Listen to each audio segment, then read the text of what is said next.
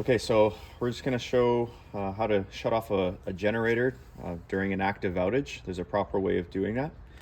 What we want to do first is actually take the load off the generator. So how we do that would be actually going up to the generator disconnect, which is located above the controller here, and just flicking that to the off position. You'll hear the RPMs kind of change a little bit because load was taken off the generator.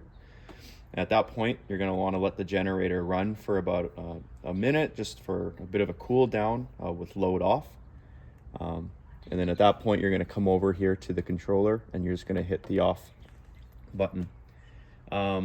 Let's just say you want to restore power back to the house.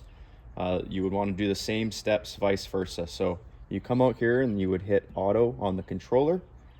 Generator is going to crank and start up and start running. You're going to want to let it warm up a little bit. It would be a good idea to just let it run for about a minute just to be safe.